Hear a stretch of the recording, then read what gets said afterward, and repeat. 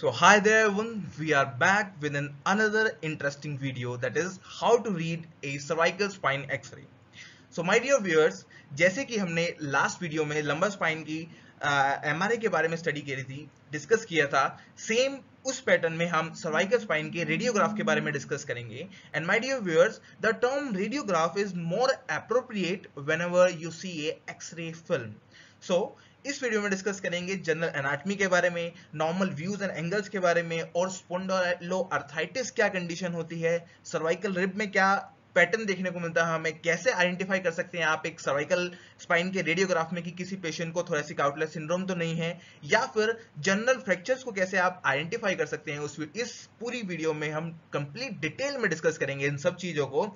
और I assure you, इस video को कंप्लीट देखने के बाद आप इजीली समझ जाएंगे कि कैसे एक एक्सरे को या फिर एक रेडियोग्राफ को सर्वाइकल स्पाइन के आप इंटरप्रेट करते हैं, और क्या क्या आपको कैसे उस रेडियोग्राफ को अप्रोच करना होता है और क्या क्या उसमें आपको देखना होता है. इजीली उस सारे पैटर्न को आपको इस वीडियो में मैं समझाऊंगा. So this is Ishant Kumar Arora. Welcome to five explain solution where your health is our priority. आइए शुरू करते हैं. सो माय डियर व्यूअर्स, जैसे कि आपको पता है कि जब जनरल एनाटॉमी की हम बात करते हैं तो हमारे पास जो वर्टिब्रेज होती हैं सर्वाइकल स्पाइन की, they are 7 cervical vertebrae.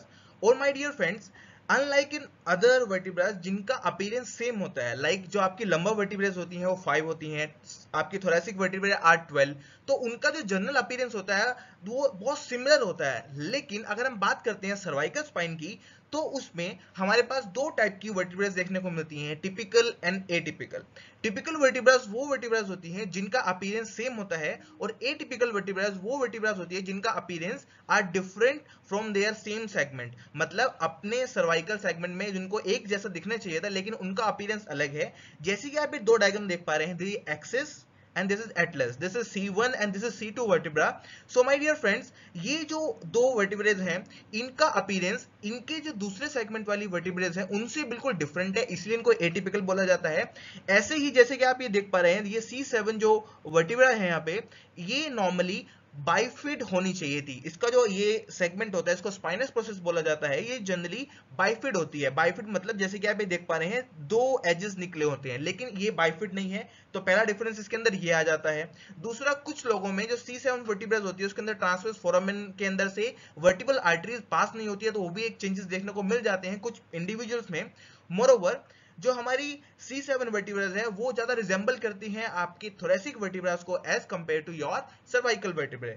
And normally जो वर्टिबल बॉडीज होती हैं, जो हमारा नॉर्मल वर्टिब्रा होती हैं, टिपिकल वंस, उनका स्ट्रक्चर आर सिमिलर, जिसमें कि वही कंपोनेंट्स होते हैं, like front part is your vertebral body, this area, and this is pedicle, this is transverse process, this is transverse foramen, जिसके अंदर से वर्टिबल आर्टरीज पास करती हैं.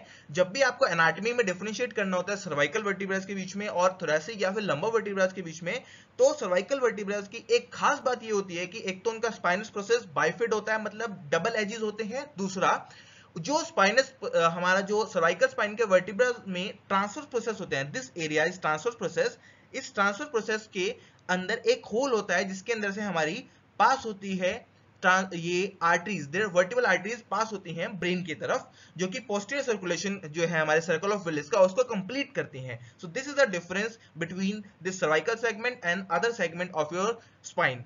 सो माय डियर व्यूअर्स, ये जो अपीयरेंस है इसको बोला जाता है डेंस, और ये दोनों मिलकर एक जॉइंट बनाती हैं जिसको एटलस एटलेंटो एक्सियल जॉइंट बोला जाता है, जिसमें भी एटलस जो होते हैं उसको C1 वर्टिब्रा बोलते हैं और axis is your C2 vertebra.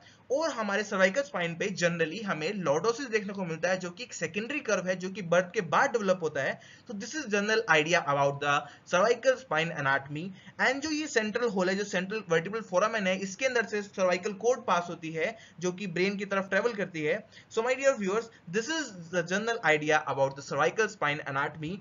And आगे हम इसको डिस्कस करेंगे कि ये जो स्ट्रक्चर है जिसको ओडोंटॉइड प्रोसेस बोला जाता है, ये इसके अंदर इंसर्ट होता है और इसके हेल्प से हम जो है अपनी नेक को रोटेट कर सकते हैं.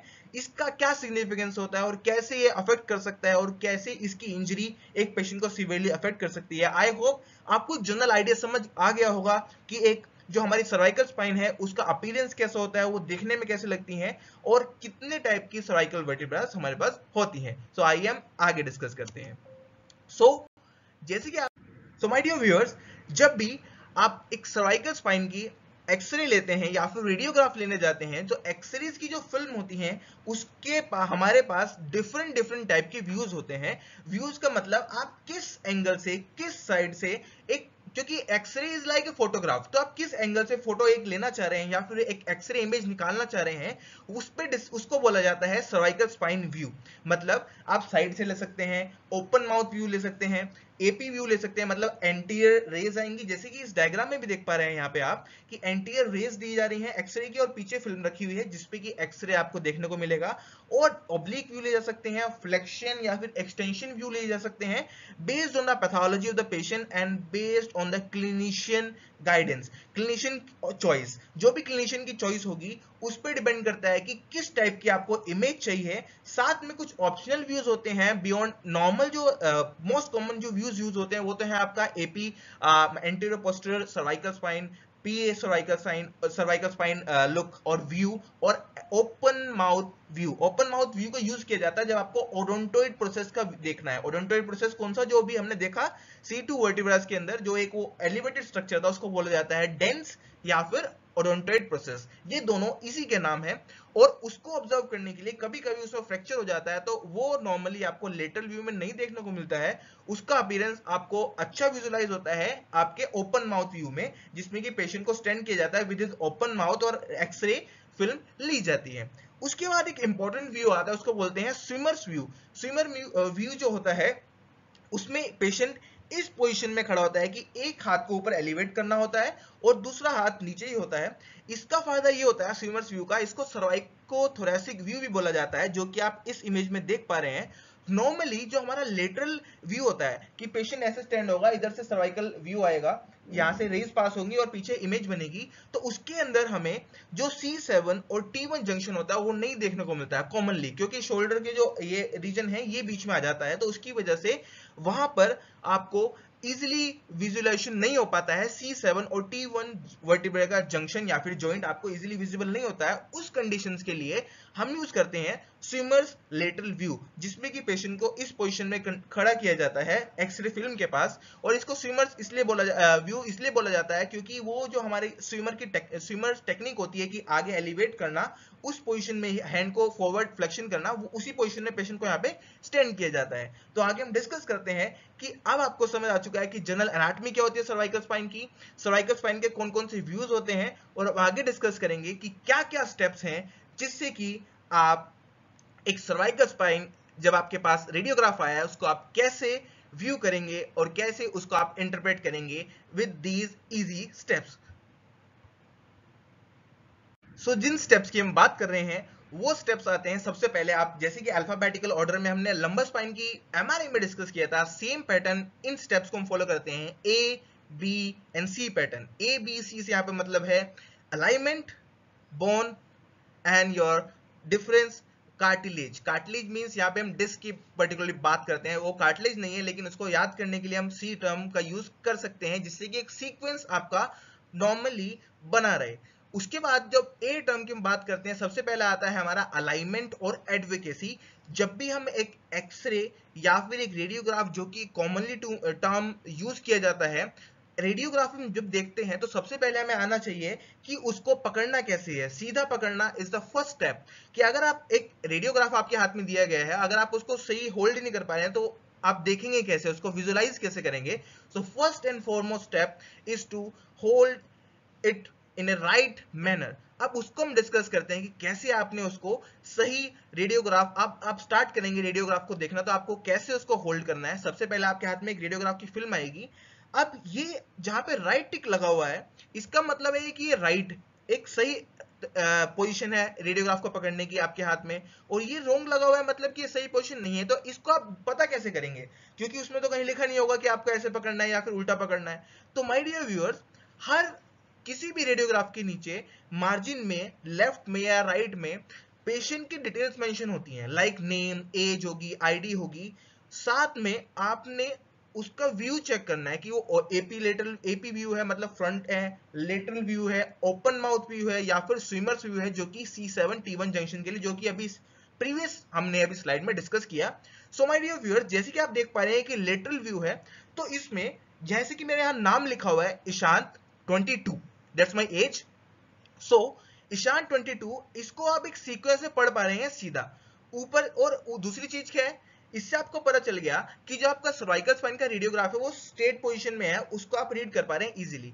दूसरा, जो आपको जनरल, ये तो कॉमन सेंस है कि हेड ऊपर होता है और जो आपके थोरेक्स नीचे होता है, तो उसको अपसाइड डाउन तो आप नहीं पकड़ेंगे, वो तो कॉमन सेंस है, उसको बताने की कोई जरूरत नहीं है। लेकिन इसको आप उल्टा ना पकड़ लें, उसके लिए आपने क्या करना है कि नीचे आपने नाम और ये डिटेल मेंशन होती है, इसको पढ़ना है। अगर ये आपसे सीधी पढ़ी जा रही है तो मतलब आपने उसको सही पकड़ा हुआ है, you are going in the right way. अगर वो उल्टा दिखाई दे रहा है, जैसे कि यहाँ पे ये उल्टा लिखा हुआ है ISHANT22, सो मतलब आपने उस रेडियोग्राफ को गलत पकड़ा हुआ है, तो उसको आप सीधा कर दीजिए। सबसे पहले बात हुई इस चीज की। दूसरा, जब आपने रेडियोग्राफ को फिल्म को पकड़ लिया है, तो अब हमारे स्टार्ट होते हैं स्टेप्स कि क्या क्या अब आपको देखना स्टार्ट करना है। सबसे पहले आपने चेक करना है alignment and advocacy. My dear viewers, अगर आपको कोई पर्टिकुलर दिख भी जाता है, आप मान लो आपने रेडियोग्राफ देखना शुरू किया, आपको दिखा कि पेशेंट के C7 जो वर्टिबल बॉडीज है, इनको वर्टिबल बॉडीज बोला जाते हैं, यहाँ पे फ्रैक्चर आपको दिख गया है, तो एकदम से आप सीधा उसी पोजीशन पे नहीं आ जाएंगे कि बस हाँ आप देखते हैं कि C7 वर्टिबल पे फ्रैक्चर आया तो दैट्स इट। हमेशा वो देखने के बाद भी आप हमेशा top to bottom approach use करेंगे। भले ही आपको दिख गया है कि सिर्फ उसके अलावा आपको कुछ नहीं दिख रहा है, वेग आपने देख लिया ऊपर से नीचे, लेकिन फिर भी जब आप स्टडी करते हैं रेडियोग्राफ को, ऑलवेज फॉलो ए पैटर्न, जिससे कि आप कोई भी चीज उसमें मिस ना कर दे जो कि एक इंपॉर्टेंट हो सकती थी। इसलिए हमेशा टॉप टू डाउन अप्रोच करेंगे।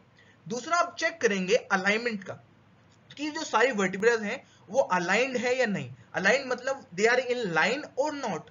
उसके बाद आपको चेक करना होता है एडवोकेसी। एडवोकेसी मतलब क्या आपको सारी वर्टिब्रेज जो है वो इजीली दिखाई दे रही हैं या नहीं दिखाई दे रही है। इसका मतलब जितनी भी मैंने जैसे कि इससे पहली वीडियो, अब मैं आपको समझा, इससे पहले स्लाइड में समझाया कि जो यहाँ पे शोल्डर आने की वजह से जब पेशेंट के ऐसी इमेज ली जाती है साइड से, तो शोल्डर जो है वो इसको शोल्डर बीच में आने की वजह से जो आपका C7 और T1 थोरेसिक जो आपका वर्टिब्रा है, उसका जंक्शन जो है वो नहीं दिखाई देता है।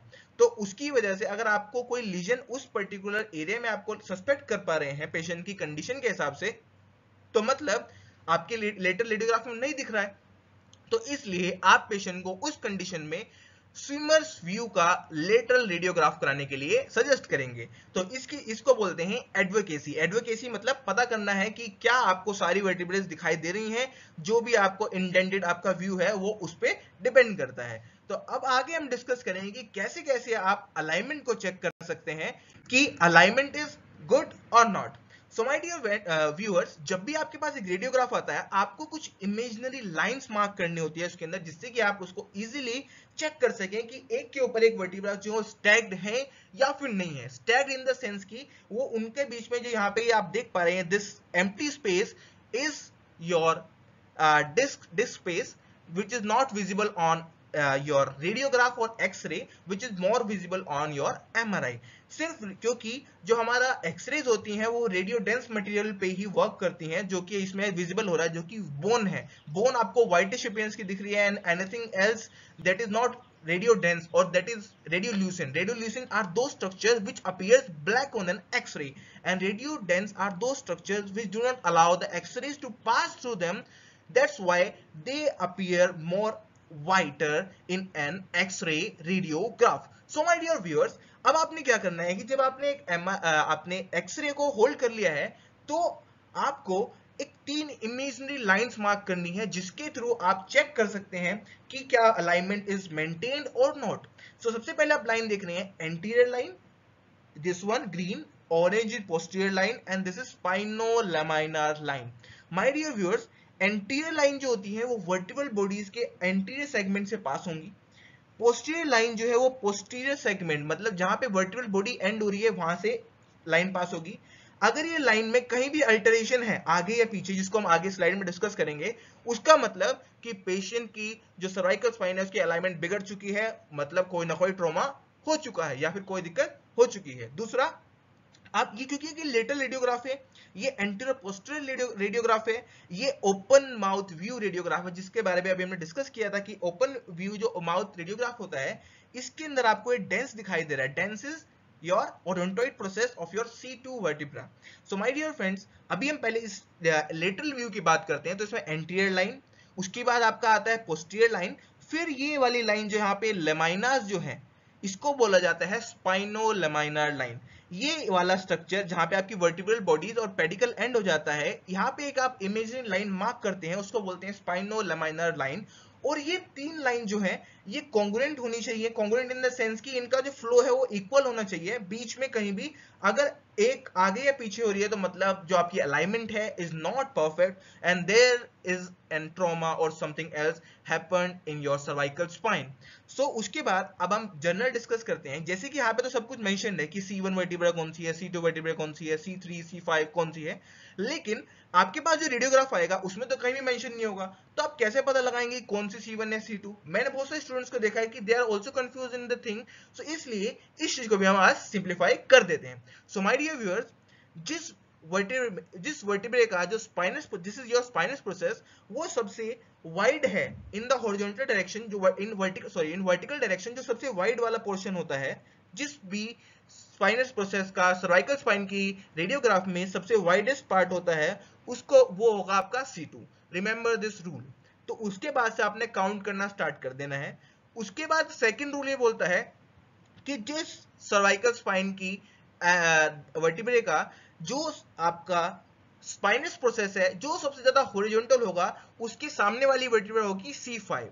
एंड थर्ड रूल ये बोलता है जो सर्वाइकल स्पाइन की वर्टिब्रे का जो आपका स्पाइनस प्रोसेस है जो सबसे लॉन्गेस्ट होगा वो होगा आपका C7। तो ऐसे करके आप नंबरिंग कर सकते हैं आपके सर्वाइकल स्पाइन वर्टिब्रेस की इजीली। आई होप आपको समझ आ गया होगा कि वाइडेस्ट जो आपका स्पाइनस प्रोसेस है वो C2 का है, सबसे हॉरिजॉन्टल वाला है आपका C5 एंड सबसे लॉन्गेस्ट है आपका C7। ऐसे करके आप यहां नंबरिंग कर सकते हैं। सो आई होप यह चीज आपको इजीली समझ आ गई होगी। अब बात करते हैं हम हमारे एपी व्यू की, जिसमें कि आप तीन लाइन मेंशन करेंगे। एक तो जा रही है आपके स्पाइनस प्रोसेस को डिनोट कर रही है, दूसरा ये आपके लेटरल मार्जिन्स को डिनोट कर रही है, और ये भी आप चेक करते हैं कॉन्ग्रुएंसी चेक करने के लिए या फिर अलाइनमेंट चेक करने के लिए।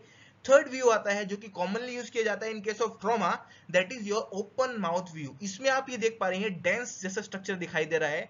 This one is your C1 vertebra, this is your C2 vertebra, और इनके बीच का आपको बेसिकली स्पेस को चेक करना होता है कि स्पेस इज एडवोकेट और स्पेस इज आइदर डिक्रीज्ड, और क्या डेंस अपनी जगह से आगे एक साइड शिफ्ट तो नहीं हुआ है, या फिर जो स्पेस दिखाई दे रहा है यहाँ पे जो लेटरल मासेस के बीच में है, जो ये इसको बोला जाता है लेटरल मासेस ऑफ C1, इनके बीच में और C2 वर्टिब्रा के बीच में जो एम्प्टी स्पेस है, let me mark it, wait a minute, and as you can see this space, अगर ये स्पेस मान लो एक साइड स्पेस कम हो एक साइड स्पेस ज्यादा हो, तो ये सब चीजें आपको विजुलाइज करनी है इजीली। उसके अंदर आपको ऑब्जर्व करनी है कि कोई भी डिस्पैरिटी ना हो। आपको बायलैटरल कंपैरिजन करना है दोनों साइड देखकर, इधर भी और इधर भी, तभी आप एक कंक्लूजन पे आ पाएंगे। तो आगे हम डिस्कस करते हैं कि सेकंड फैक्टर एडवोकेसी आपने चेक कर ली, अलाइनमेंट चेक कर ली।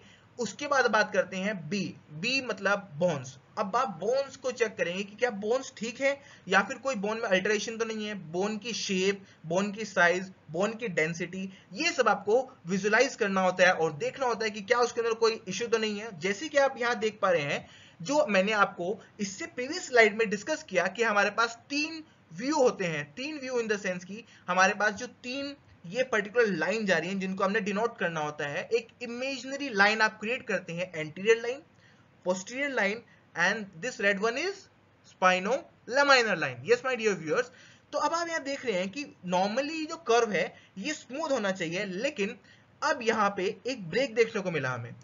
जैसे कि हमने जैसे पहले पिछली वाली स्लाइड में देखा कि ये जो कर्व थे बिल्कुल स्मूथ थे, बिल्कुल राउंड पास हो रहे थे ऐसे, लेकिन यहाँ पे क्या देख रहे हो कि यहाँ पे लाइन ब्रेक हो गई। लाइन ब्रेक होने का मतलब, जैसे कि आपको मैंने प्रीवियस स्लाइड में समझाया था कि लाइन ब्रेक हुई मतलब कि जो आपकी अलाइनमेंट है वर्टिब्रेस की वो बिगड़ गई है। अलाइनमेंट बिगड़ने का मतलब है कि कोई ना कोई ट्रॉमा या फिर कोई इंजरी हो चुकी है या फिर फ्रैक्चर हो चुका है। तो ये लाइंस आपको हेल्प करती हैं सिंपली डायग्नोज करने में अलाइनमेंट को, जिसके थ्रू आप फिर इंटरप्रेट कर सकते हैं top to bottom approach use करके आप कि कौन सी वर्टिब्रास पर्टिकुलरली अफेक्टेड है। और आपको मैं ऑलरेडी समझा चुका हूं कि top to bottom approach use करने का क्या फायदा होता है कि आप कोई भी चीज मिस नहीं करते हैं। दूसरा, अब जैसे कि हम डिस्कस कर चुके हैं कि C2 वर्टिब्रा यहाँ पे तो चलो मेंशन है, इसमें अगर देखें C2 वर्टिब्रा कौन सी है, सबसे वाइडेस्ट वाली कौन सी है, दिस इज योर C2, सबसे हॉरिजॉन्टल C5, फिर सबसे जो लंबा वाला जो स्पाइनस प्रोसेस होगा, लॉन्गेस्ट स्पाइनस प्रोसेस जिसका होगा वो होगी आपकी C7। तो ऐसे आप नंबरिंग कर सकते हैं। दूसरा, हमें पता है कि थर्ड जो आपको चीज देखने को मिलती है उसको बोलते हैं कोर्टेक्स। कोर्टेक्स जो आउटर पोर्शन होता है बोन का, उसको आपको चेक करना है कि जो बाउंड्री, आप सबसे पहले फ्रैक्चर को आप चेक करने के लिए बोन की बाउंड्रीज को चेक करते हैं। बाउंड्रीज अगर इंटैक्ट है तो मतलब बोन ओके।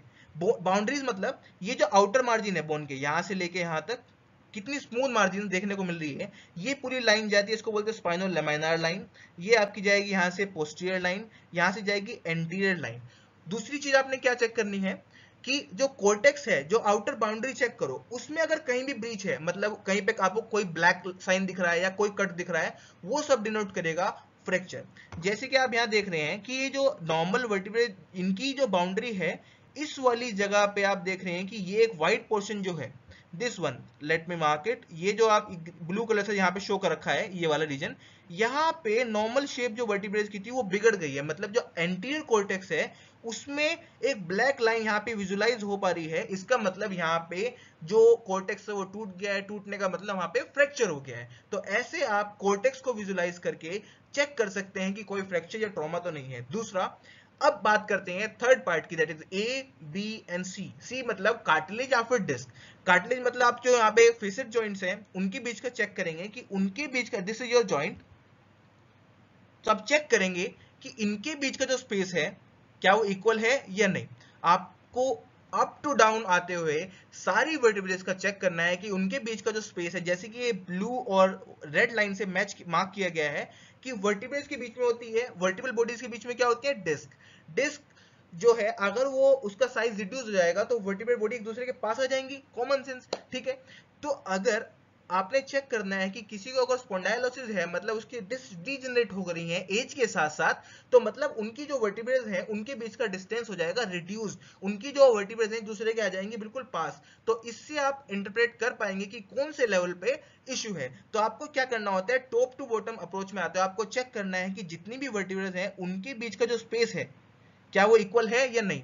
अगर कोई आपको बोलता है कि आपकी नर्व जो है वो कंप्रेस हो रही है और आपका जो डिस्क है वो बल्ज हो रही है एक रेडियोग्राफ को देखकर, तो वो आपको जो है सही नहीं बता पा रहे हैं। क्योंकि ऐसा इसलिए क्योंकि कार्टिलेज या फिर ये डिस्क है, आप उसको एक्सरे पे नहीं देख सकते हैं, रेडियोग्राफ पे नहीं देख सकते हैं। डिस्क सिर्फ, क्योंकि डिस्क जो है वो रेडियोल्यूसेंट मटेरियल है, तो उसको आप रेडियोग्राफ पे नहीं देख सकते हैं, सिर्फ वो आपको विजुलाइज होता है एक एमआरआई पे। सो माय डियर व्यूअर्स, लेकिन आप रेडियोग्राफ से एक जनरल आइडिया ले सकते हैं। अगर जो हमारा वर्टिब्रेज के बीच में स्पेस रिड्यूस्ड है, अगर मानते हैं यहाँ पे स्पेस रिड्यूस होता, तो मतलब यहाँ पे डिस्क जो है वो श्रिंक हो चुकी है। श्रिंक होने का मतलब उसका साइज रिड्यूस हो गया है और या फिर उसका जो वाटर कंटेंट है वो डिक्रीज हो गया है। तो आगे हम डिस्कस करते हैं और क्या क्या फैक्टर्स हो सकते हैं जिसको हमें चेक करना है एक सर्वाइकल स्पाइन के रेडियोग्राफ में। सो माय डियर फ्रेंड्स, एक होता है सॉफ्ट टिश्यू। सॉफ्ट टिश्यू मतलब जो प्री वर्टिब्रल रीजन है। प्री वर्टिब्रल रीजन मतलब जो एक तो आप सबसे पहले इसमें क्या करते हैं, टॉप टू बॉटम अप्रोच पे आएंगे। दूसरा, आप देख पा रहे हैं कि यहाँ पे जो हमारा नॉर्मल लॉर्डोटिक कर्व है वो थोड़ा रिड्यूस लग रहा है, जितना होना चाहिए था। यहाँ पे स्ट्रेटनिंग ऑफ सर्वाइकल स्पाइन देखने को मिल रही है, क्योंकि कर्वेचर जो कि नॉर्मली होना चाहिए वो यहाँ पे नहीं। सबसे पहला विजुलाइजेशन ये हुआ। अब बात करते हैं सॉफ्ट टिश्यू स्ट्रक्चर्स की, तो वो ज्यादातर देखने, उसका यूज तब किया जाता है, उसको देखना तब पड़ता है अगर कोई पेशेंट आपके पास ट्रॉमा का पेशेंट है। ट्रॉमा मतलब पेशेंट एक्सीडेंट हुआ है या फिर रोड ट्रैफिक एक्सीडेंट है, तो उसको चांसेस है कि उसको कोई इंजरी हुई है सर्वाइकल स्पाइन में, जैसे कि आपको कोई सिम्टम देखने को मिले हैं, suppose patient is in spinal shock, so there are chances that patient had suffered from a trauma. तो उसके लिए आपने क्या करना है कि चेक कर सकते हैं प्री वर्टिब्रल सॉफ्ट टिश्यू। जब भी कोई इंजरी होती है तो वहां पे हिमाटमा होता है। हिमाटमा मतलब ब्लड का कलेक्शन होता है।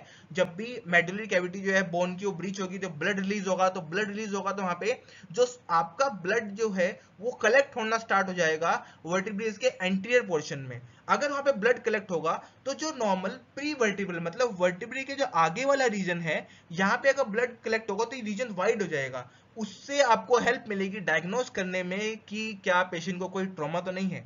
तो इसलिए इसका यूज करके आप जो है आप प्री वर्टिब्रल सॉफ्ट टिश्यू का पता लगाते हैं, जिसकी नॉर्मल जो लेंथ होती है, अगर हम बात करते हैं C1 वर्टिब्रे के लेवल पे is less than 10 mm। C2 to C4 पे जो लेवल होता है उसको बोलते हैं 5 to 7 mm। डेट इसको जो C2 to C4 है, जैसे कि आप देख पा रहे हैं यहाँ पे मेंशन किया गया है रेट्रोफेरेंजियल स्पेस। ऐसा इसलिए क्योंकि जो यहाँ पे ये जो रीजन है C2 to C4 वाला, इस रीजन में आगे आपका है pharynx.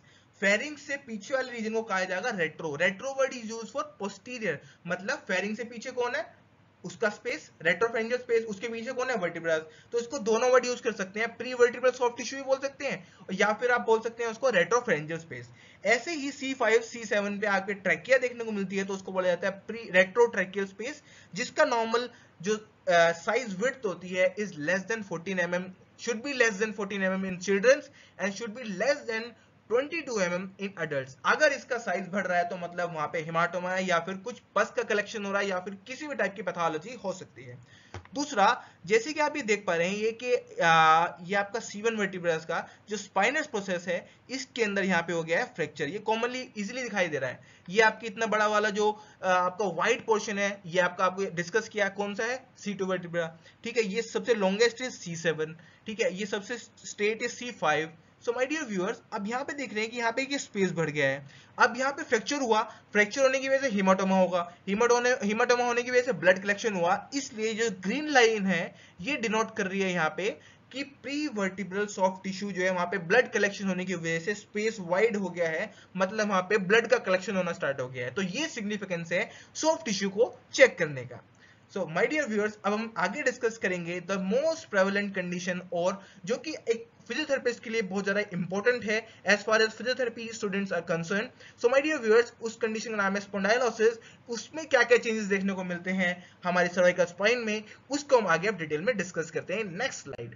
So my dear viewers, अब बात करते हैं सर्वाइकल स्पॉन्डाइलोसिस की। तो सर्वाइकल स्पॉन्डाइलोसिस एक डीजेनरेटिव जॉइंट कंडीशन है जो कि ए, बी और सी एक क्रोनोलॉजिकल पैटर्न में फॉलो करती है। क्रोनोलॉजिकल पैटर्न का मतलब जो है कि ये एक डीजेनरेटिव कंडीशन है, मतलब it starts with wear and tear and different factors like age and obesity and your other condition like severe diseases or osteoporosis etcetera. Many factors can lead to this particular condition or poor ergonomics etcetera. So my dear viewers, जो ABC analogy है या फिर ABC जो hierarchy है, उसमें explain किया गया कि जो ये डिसीज होती है सबसे पहले स्टार्ट होती है ए रीजन से, जिसको बोला गया यहाँ पे ए को डिनोट किया जा रहा है। Let me show you just a minute. ये जो ए रीजन है इसको बोलते हैं डिस्क स्पेस। डिस्क स्पेस मतलब एनुलस फाइब्रोसिस इसके चारों तरफ है और बीच में है आपका nucleus pulposus. So my dear viewers, ये जो रीजन है डिसीज सबसे पहले यहां से स्टार्ट होती है। जैसे कि हमने लंबा स्पाइन के एमआरआई में भी डिस्कस किया था कि एज के साथ साथ डिस्क का वाटर कंटेंट रिड्यूस होना स्टार्ट हो जाता है। जब वो डिस्क का वाटर स्पेस रिड्यूस होना स्टार्ट होगा तो डिस्क की हाइट जो है, जो डिस्कल स्पेस है, वो रिड्यूस होना स्टार्ट होगा। जो हमें पता है कि जो डिस्क का जो न्यूट्रिशन आता है वो एंड प्लेट से आता है। तो एंड प्लेट पे जब डिस्क अपनी जगह से धीरे धीरे हटनी स्टार्ट होगी, डिस्क का स्पेस रिड्यूस होगा, तो ज्यादा फोर्स लगेगी आपके एंड प्लेट पे, जो कि ऊपर वाला पोर्शन है, जो कि ये डिस्क के ऊपर वाला है और बोन से नीचे। So this is known as end plate. So disc degenerate होनी स्टार्ट हुई, डिस्क का वाटर कंटेंट रिड्यूस होना स्टार्ट हुआ, डिसीज ट्रेवल करती है अपवर्ड पहले, ये रीजन है बी, और उसकी वजह से जो डिस्क का सेंट्रल मटेरियल ये बाहर आना स्टार्ट होता है, सेकंड कंडीशन। दूसरा, क्योंकि डिस्क क्या कर रही थी, वो नॉर्मल बायोमैकेनिक्स को मेंटेन कर रही थी और एक जो है बैलेंस को मेंटेन कर रही थी वर्टिब्रेस के बीच में। लेकिन अगर डिस्क का स्पेस कम हो गया और डिस्क का स्पेस कम होने की वजह से उसका वाटर कंटेंट कम हो गया, तो उसका जो फंक्शन है वो रिड्यूस हो गया, तो ज्यादा फोर्सेस एंड प्लेट पे आई। एंड प्लेट पे आने की वजह से अब नॉर्मली क्या होता है, डिस्क जो एक मूवेबल स्ट्रक्चर है, मतलब वो हेल्प करता है मूवमेंट में इस तरह की, ठीक है, फॉरवर्ड फ्लेक्शन एक्सटेंशन। लेकिन उसका साइज कम होने की वजह से सारा लोड जो बोन पे पड़ रहा है, तो उस बैलेंस को मेंटेन करने के लिए बोन जो है वहां पे मिनरलाइजेशन स्टार्ट होता है, ओसिफिकेशन स्टार्ट होता है। उस ओसिफिकेशन को हम बोलते हैं ओस्टियोफाइट।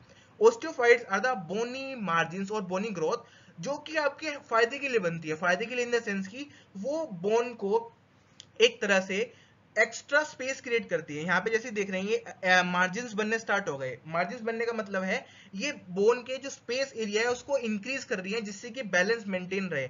लेकिन it acts like A double aged sword, एक तरफ से तो ये हेल्प कर रही है इंटीग्रिटी मेंटेन करने में, मतलब एक बैलेंस मेंटेन करने में, ठीक है, क्योंकि बोन जो बनती है वो वियर एंड टियर से क्रिएट हो रही है, और मतलब एक तरह से मिनरलाइजेशन का जो प्रोसेस है वो वॉल्स लॉ को फॉलो करता है कि जितनी फोर्स लगेगी उस हिसाब से बोन का ग्रोथ होगा। तो यहाँ पे डिस्क क्योंकि नहीं है, बैलेंस मेंटेन करना है और एक इंटीग्रिटी मेंटेन करनी है, अलाइनमेंट मेंटेन करनी है, उसके लिए बनते हैं ऑस्टियोफाइट्स। लेकिन ये ऑस्टियोफाइट्स जो हमारा स्ट्रक्चर्स हैं लाइक नर्व या फिर हमारी वर्टिब्रल जो हमारी कैनाल के अंदर कोट जा रही है उसको कंप्रेस करने लगते हैं, या फिर जो एक्सटर्नल नर्व्स निकल रही हैं उनको कंप्रेस करने लगते हैं, तो पेशेंट को आते हैं सिम्टम। जैसे जैसे ये कंडीशन एग्रीवेट होने लगती है या फिर टाइमली इंक्रीज होती है क्रोनोलॉजिकल मेथड आपके फॉर्म में, तो थर्ड जो कंडीशन या फिर थर्ड रीजन जो अफेक्ट होता है इस कंडीशन से इसको बोलते हैं C region. This C region is your facet joint. जो ये फेसिड जॉइंट है ये अफेक्ट होना स्टार्ट होता है धीरे धीरे, और इस जॉइंट में जब इन्फ्लेमेशन होनी स्टार्ट होती है, जो इसका साइनोवियल मेम्ब्रेन है वो अफेक्ट होनी स्टार्ट होती है, जो वर्टिब्रल जॉइंट है ये अफेक्ट होना स्टार्ट हो जाता है, और इस जॉइंट के अफेक्ट होने की वजह से जो सिम्टम है वो और ज्यादा एग्रेवेट होने लगते हैं। तो they follow in a similar pattern of A B and C, starts from your disc, move towards your end plate and towards your facet joint. उसके बाद अब हम बात करते हैं कि आप जब रेडियोग्राफ देख रहे हो तो उस पर आपको कैसे फीचर देखने को मिलेंगे एक पर्टिकुलर पेशेंट में। स्टार्टिंग में क्या होता है कि जब पेशेंट को पेन होना स्टार्ट होता है डिस्क बल्ज की वजह से, या फिर जो डिस्क लीजन होने की वजह से जो डिस्क स्पेस रिड्यूस हो रहा है या फिर ऑस्टियोफाइट बने हैं, उस पेन की वजह से pain spasm, pain cycle create होती है, और आपकी जो एक्सटेंशन मसल है ये जाती है स्पाज्म में। स्पाज्म में जाने की वजह से जो आपकी, जब आप रेडियोग्राफ करा के देखेंगे लेटरल व्यू पेशेंट का, जो कि most commonly used to diagnose this condition, उसमें आपको स्ट्रेटनिंग ऑफ लंबर स्पाइन थोड़ी देखने को मिलती है, मतलब जो लंबर कर्वेचर थोड़ा रिड्यूस देखने को मिलेगा due to spasm of your muscle surrounding your neck. दूसरा, आपको अगर डिसीज सीवियर स्टेट में है तो आप चेक करेंगे अप टू डाउन अप्रोच में हर डिस्क लेवल, हर डिस्क लेवल का मतलब हर वर्टिब्रेज के बीच में स्पेस, ये जो आप स्पेस चेक करेंगे यहाँ पे कि स्पेस क्या हर जगह स्पेस इक्वल है या रिड्यूस्ड है। ये सेम इमेज यहाँ पे शो करी गई है। जैसे कि आप देख रहे हैं ये नॉर्मल क्या होता है कि बोनी मार्जिन बने होने चाहिए, लेकिन यहाँ पे क्या है ये एक निकला पीक, बीक लाइक अपीयरेंस देखने को मिल रहा है, जैसे कि आप ये देख रहे हो, या फिर ये जैसे कि यहाँ ये बने हुए हैं जो मार्जिन है, बोनी ग्रोथ बाहर की तरफ जो एक्स्ट्रा बोनी ग्रोथ आ गई है। नॉर्मल वर्टिब्रेज की शेप पे क्या होती है रेक्टेंगुलर, रेक्टेंगुलर या फिर स्क्वायर भी बोल सकते हैं, लेकिन उसके अगर मार्जिन्स बनने स्टार्ट हो जाएंगे तो मतलब वो उनको बोला जाता है ऑस्टियोफाइट्स। उसके बाद जो आपकी धीरे धीरे एंड प्लेट डिस्ट्रॉय होना स्टार्ट हो जाती है तो वहां पे होता है रिएक्टिव स्क्लेरोसिस। रिएक्टिव स्क्लेरोसिस का मतलब जब एक्स्ट्रा से स्ट्रेस पड़ता है बोन पे तो वहां पे बोन का मिनरलाइजेशन बढ़ जाता है, उसको बोलते हैं रिएक्टिव स्क्लेरोसिस। उसकी वजह से आपको व्हाइटिश अपीयरेंस देखने को मिल रहा है यहाँ पे डिस्क के जस्ट ऊपर, डिस्क स्पेस के जस्ट ऊपर। माय डियर व्यूअर्स, एक चीज को आप हमेशा ध्यान रखना है कि जब भी आप रेडियोग्राफ की बात कर रहे हैं तो आप डिस्क स्पेस को देखते हैं, ना कि डिस्क को, as compare to your MRI जिसमें कि आप डिस्क को देखते हैं और डिस्क स्पेस को भी देखते हैं। तो ये डिफरेंस है एमआरआई और आपके रेडियोग्राफ में। सो माय डियर व्यूअर्स, अब आप देख पा रहे हैं कि यहाँ पे इस लेवल पे डिस्क स्पेस इज ओके, जो कि आपका ये C2 वर्टिब्रा है, ये आपकी C7 वर्टिब्रा है, जो कि आपको मैं बता चुका हूं कि आप कैसे नंबरिंग करेंगे उसकी based on your spinous process level. उसके बाद यहाँ देख पा रहे हैं कि जो ये डिस्क स्पेस है यहाँ पे तो नॉर्मल है, यहाँ भी नॉर्मल, यहाँ पे रिड्यूस्ड हो चुका है और यहाँ पे सीवियरली रिड्यूस्ड है। दिस पर्टिकुलर रीजन जहाँ पे सीवियरली रिड्यूस देखने को मिला, this is your C6 and this is C5। So C5, C4, C5 and C5 and C6 के लेवल के बीच में आपको सीवियर डिस्क स्पेस रिड्यूस देखने को मिल रहा है। साथ में यहाँ पे व्हाइटिश अपीयरेंस देखने को मिल रहा है आपके डिस्क स्पेस के ऊपर, क्योंकि वहां पे स्क्लेरोसिस हो चुका है एंड प्लेट का। दूसरा, आपको ऑस्टियोफाइट देखने को मिलेंगे और आपका जो जॉइंट्स हैं ये भी धीरे धीरे अफेक्ट होने स्टार्ट हो जाते हैं। वहां भी आपको जो है जो डिस्क यहाँ पे जो स्पेस है जॉइंट के बीच में ये भी आपको रिड्यूस देखने को मिलेगा। जॉइंट के स्पेस रिड्यूस होने का मतलब आर्थराइटिक कंडीशन क्रिएट होनी स्टार्ट होगी, साइनोवियल इन्फ्लेमेशन होगा और वहां पे जो नॉर्मल कार्टिलेज है वो डिग्रेड होना स्टार्ट हो जाएगा। तो पेशेंट का सिम्टम एग्रीवेट करेंगे और धीरे धीरे वो सिम्टम जो है आपका, अगर नर्व को कंप्रेस कर रहे हैं तो आपको रेडिकुलोपैथी वाले सिम्टम भी आ सकते हैं। तो these are the classical features you look in a patient with spondylosis. और यहाँ पे अगर इस रेडियोग्राफ की बात करते हैं तो आप देख पा रहे हैं कि नॉर्मल अलाइनमेंट की बात करें, this is your C2 vertebra, C3, C4, C5, C6 and C7। अब यहाँ पे देख रहे हैं जो C7 वाली वर्टिब्रास हैं इनके और C 5C6 और C7 ये मार्जिन देख पा रहे हैं हम यहाँ पे रेड कलर से, let me mark it with yellow colour. So जैसे कि आप ये देख पा रहे हैं ये मार्जिन, यहाँ पे देखिए ये मार्जिन, ये पीक लाइक अपीयरेंस जो बना है, these are your osteophytes. Osteophyte मतलब जिसको अगर लेमन टर्म जो यूज करा जाता है जब भी आपका पेशेंट प्रेजेंट करता है वो बोलते हैं कि गर्दन में हड्डी बढ़ गई है। हड्डी बढ़ने का मतलब यहाँ पे वो डिनोट कर रहे हैं ऑस्टियोफाइट्स को, और कोई ऐसी टेक्नोलॉजी नहीं आई है कि जो इन ऑस्टियोफाइट्स को ब्रेक कर सके विदाउट सर्जरी, ठीक है। सो this is the general view of a patient with a radiograph of cervical spondylosis. So I hope ये आपको क्लियर होगा कि आपको क्या क्या चेंजेस देखने को मिलेंगे। दूसरा आप ऑब्जर्व करेंगे इस डिस्क स्पेस के अलावा ये जो स्पेस है, ये जॉइंट जो है इनके बीच का, जो फेसेट जॉइंट इनके बीच का आप स्पेस चेक करेंगे कि वो स्पेस इज इंटरवर्ट, जो आपके स्पेस जो है, जैसे कि आप इंटरवर्टिब्रल जॉइंट्स के बीच में आपने चेक किया, क्या वो स्पेस इक्वल है, क्या वहां पे स्क्लेरोसिस तो नहीं है, क्या वहां पे कोई ऑस्टियोफाइट तो नहीं है। उसके बेस पे भी आप डिटरमाइन कर सकते हैं कि सीवियरिटी कितनी आ चुकी है इस डिसीज की। तो आगे हम डिस्कस करते हैं अब डेंस के डिफरेंस के बारे में, जिसको बोला जाता है एडी इंटरवल। एडी इंटरवल मतलब जो आपका atlanto dental interval, dental word use किया जाता है डेंस के लिए। यहाँ पे जो डेंस है ये आपकी है एटलस वर्टिब्रा, और ये है आपका डेंस जो पार्ट है वो होता है आपके C2 वर्टिब्रस का, और जो आपका एटलस वर्ड यूज किया जाता है Atlas vertebra, that is your C1। तो एटलेंटो डेंटल डिफरेंस मतलब उनके बीच का डिस्टेंस, ये एक जनरल जॉइंट बनता है जिसको ये जो हमारा जॉइंट बना है C1 और C2 वर्टिब्रस के बीच में जॉइंट बनता है, जिसको हम बोलते हैं atlanto axial joint. Atlanto axial joint का मतलब एटलस और एक्सिस के बीच में जॉइंट है। तो इन जॉइंट के बीच में ये आपका लिगामेंट होता है जो कि इस डेंस को बाहर आने से रोकता है। ये डेंस इस तरह से रोटेट करता है और आपकी नेक की मूवमेंट में हेल्प करता है। एक कैम लाइक स्ट्रक्चर फॉर्म होता है, जैसे कि आपका टायर में रिम जैसा स्ट्रक्चर होता है, उस तरह से ही यहाँ पे C1 is like goal structure, dense is like this and help in rotation of your C1 vertebra और C2 वर्टिब्रा। एंड ये लिगामेंट्स जो होते हैं इस पे डिफरेंट टाइप के ligament like cruciate ligament, transverse ligament, ये लिगामेंट इंटीग्रिटी को मेंटेन करने में हेल्प करते हैं इस पर्टिकुलर जॉइंट की। और अगर इसमें कहीं फ्रैक्चर हो जाता है डेंस में, तो ये निकल के पिछली साइड अगर आ जाए, पिछली साइड का मतलब है अगर आपकी जो वर्टिब्रल कैनाल है उसके अंदर आ जाए, तो पेशेंट की सर्वाइकल स्पाइन को अगर वो कंप्रेस कर दे तो पेशेंट जा सकता है स्पाइनल शॉक में, या फिर स्पाइनल कॉर्ड ट्रॉमा भी हो सकता है।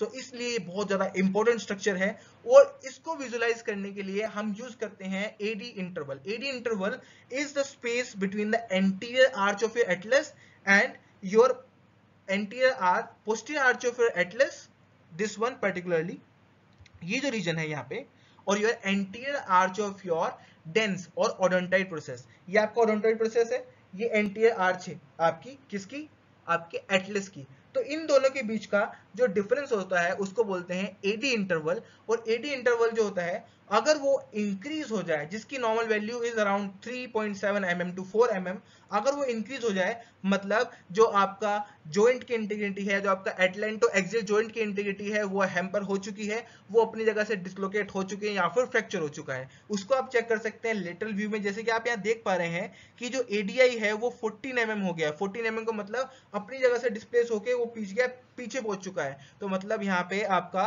ये स्पेस भी आप देख पा रहे हैं कितना ज्यादा इंक्रीज हो गया इन दोनों के बीच में, C1 और C2 वर्टिब्रस के बीच में। So it is simply speaking, आपको आप इस चीज से समझ आ गया होगा कि C2 अपनी जगह है और C1 जो है आगे पहुंच गया है। तो मतलब यहाँ पे फ्रैक्चर होने के बाद जो एटलेंटो एक्सियल जॉइंट का डिस्प्लेसमेंट हो चुका है, सबलक्सेशन या फिर डिस्प्लेसमेंट कह सकते हैं। दूसरा, this is your normal AD interval जो कि आप मार्क कर सकते हैं।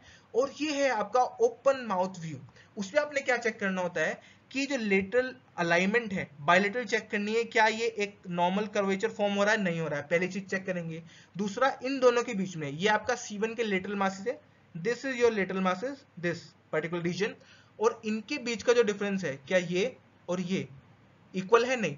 लेकिन आप यहाँ देख पा रहे हैं कि जो बी वाला रीजन है उसमें इस जगह पे ये जो स्पेस है वो इंक्रीज्ड है, ए वाला स्पेस जो है रिड्यूस्ड है। ये इस वजह से हुआ है क्योंकि जब पेशेंट का रेडियोग्राफ लिया गया तो पेशेंट ने अपनी नेक को थोड़ा राइट साइड टर्न कर लिया था, टर्न करने की वजह से ये डिफरेंस आया, लेकिन वैसे उसमें कोई डिफरेंस नहीं है। तो ऐसे आपको जो है आर्टिफैक्ट्स को भी चेक करना होता है कि क्या, जिससे कि आप मिस इंटरप्रिटेशन ना कर सकें किसी चीज का। तो आगे हम डिस्कस करते हैं सर्वाइकल रिब के बारे में। सो माय डियर व्यूअर्स, जब हम बात करते हैं सर्वाइकल रिब की, ये एक ऐसी कंडीशन है, नॉर्मली हमें पता है कि जो हमारे रिब्स होती हैं वो थोरेसिक वर्टिब्रा से ज्वाइन होती हैं कॉस्टोवर्टिब्रल जॉइंट्स के थ्रू, लेकिन सर्वाइकल से कोई रिब नहीं निकलती है, मतलब सर्वाइकल वर्टिब्रा से कोई रिब का अटैचमेंट नहीं होता है। लेकिन अगर किसी इंडिविजुअल में एक एक्स्ट्रा रिब ग्रोथ हो जाती है ट्रांसफर प्रोसेस से, और वो भी अगर C7 वर्टिब्रा से निकल रही है, तो उसको बोला जाता है सर्वाइकल रिब। उसकी वजह से क्या हो सकता है कि हमें पता है कि नर्व्स निकल रही हैं, ब्रैकियल प्लेक्सिस बनता है, ब्रैकियल प्लेक्सिस पास होता है आपके दिस एंटीरियर रीजन से, और अगर एक्स्ट्रा रिब आएगी तो वो ब्रैकियल प्लेक्सिस को कंप्रेस कर सकती है। ब्रैकियल प्लेक्सिस कंप्रेस होगा तो पेशेंट को न्यूरोपैथी हो सकती है, डिफरेंट सिम्टम आ सकते हैं based on the level of compression. So my dear friends, उस कंडीशन को बोला जाता है thoracic outlet syndrome. Cervical rib जो होती है वो ज्यादातर फीमेल्स में मोस्ट कॉमन देखी जाती है 80% केसेस में, and it is present bilaterally in more than 90% individuals. Moreover, my dear viewers, अब हम बात करते हैं कि आपके पास आपको एक रेडियोग्राफ दिया गया है। अब आप कैसे देख के बताएंगे कि ये एक सर्वाइकल रिब है या फिर नॉर्मल रिब है। उसके लिए आपको एक जनरल आइडिया पता होना चाहिए कि जो आपकी नॉर्मल रिब होती है, जैसे कि ये रेड कलर से डिनोट किया गया है, ये वाली नॉर्मल रिब की डायरेक्शन एंटेरोलेटरल होती है, मतलब आगे और बाहर की तरफ ऐसे। This is the normal direction of your ribs. लेकिन सर्वाइकल रिब जो होती है उसका एक कैरेक्टरिस्टिक पैटर्न होता है, अगर आपने वो याद कर लिया तो आप इजीली डायग्नोज या फिर विजुअलाइज कर सकते हैं रेडियोग्राफ में। वो है कि जो आपके सर्वाइकल रिब होती है उसकी डायरेक्शन होती है इनफेरोलेटरल। इनफेरोलेटरल मतलब डाउनवर्ड और लेटरल डायरेक्शन में, जैसे कि आप ये देख रहे हैं, ये डाउनवर्ड एंड लेटरल डायरेक्शन, ऐसे ही यहाँ पे है डाउनवर्ड और लेटरल डायरेक्शन। लेकिन जो नॉर्मल रिब होती हैं वो आउटवर्ड और लेटरल डायरेक्शन में होती है, मतलब एंटेरोलेटरल और ये इंफीरियोलेटरल। जैसे कि ये देख रहे हैं यहाँ पे आप ये बड़ा इमेज देख पा रहे हैं, ये आपकी सर्वाइकल रिब जो कि C7 वर्टिब्रा के सर्वाइकल 7 वर्टिब्रा के ट्रांसवर्स प्रोसेस से बाहर की तरफ इंफीरियोलेटरल डायरेक्शन में एक्स्ट्रा बोन ग्रोथ को हम सर्वाइकल स्पाइन डिनोट करते हैं या फिर सर्वाइकल रिब डिनोट करते हैं। सो आई होप आपको समझ आ गया हो कि कैसे आपको डायग्नोज करना है the extra bone growth in the inferolateral direction arising from your C7 transfer process is known as cervical rib. So अब लास्ट में अब हम कंप्लीट कर चुके हैं अपनी कंप्लीट वीडियो को, हम विजुलाइज कर चुके हैं, डिफरेंट कंडीशन को आप देख चुके हैं कि कैसे आपको एक रेडियोग्राफ को देखना होता है, क्या क्या उसमें चेंजेस देखने को मिल सकते हैं डिफरेंट कंडीशन में, और कैसे आप अप्रोच करते हैं एक सिंपल रेडियोग्राफ को जब आप पहली बार किसी पेशेंट का रेडियोग्राफ देख रहे हैं। हमेशा याद रखिए कि top to down bottom approach is very important to, जिससे कि आप किसी भी चीज को मिस ना करें, तो इसलिए ध्यान रखना है। दूसरा, आप उसको कैसे होल्ड करना है वो आपको इजीली समझ आ ही चुका है, और काउंटिंग पार्ट अब आपको आगे कभी दिक्कत नहीं होगी कि काउंट कैसे करना है आपकी डिफरेंट वर्टिब्रल लेवल को। सो आई होप आपको ये सारी कंडीशन समझ आ चुकी होंगी। अगर फिर आपको किसी कंडीशन में कोई डाउट होता है या फिर आपको लगता है कि कुछ चेंजेस होने चाहिए, तो आप हमारे कमेंट में करके कमेंट सेक्शन में आप बता सकते हैं। I hope you like the video, kindly share this video with your friends and colleagues just so that knowledge can be shared among all of us. So thanks for watching the video. Stay tuned and stay connected. Thanks for watching. You can subscribe our channel for further new informative content. Thanks a lot.